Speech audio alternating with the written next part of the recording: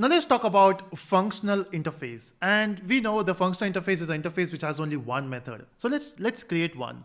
So what I will do is I will create the interface here and I will call this interface as A. Okay, and in this interface, let's create one method. Okay, only one method. So I can say public abstract void show, and public abstract is optional. So we can simply say void show, right? And then I can implement this. I can use how do I create the object of this? Of course, we know we can create a class. We can implement this interface and then we can create the object of it, right?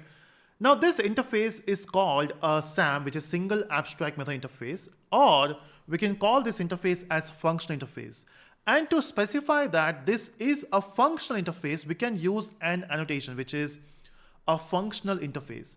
By doing that, we are making sure that we only have one method here, okay?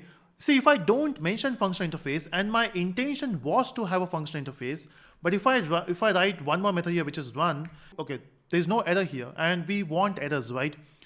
So if you have an intention of creating only one single abstract method interface, which is only one method, and then by mistake you return two methods here, you want compile time errors, right? So if you write it functional interface, you can see it will give you error. It says invalid functional interface annotation. A is not a functional interface.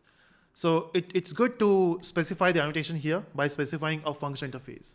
But then why we are giving so much importance to functional interface? We'll understand that in next video, but let me create the object for it, okay?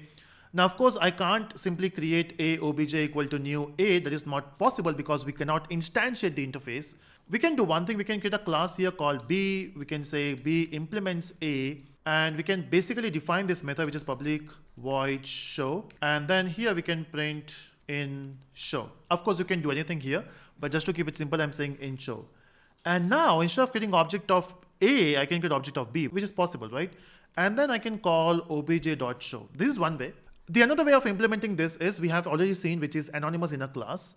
So what I can do here is instead of using this class here, I can just remove this entire stuff, or maybe I can just comment this part and I can come back and by say, hey, I want to instantiate a by defining its own implementation here.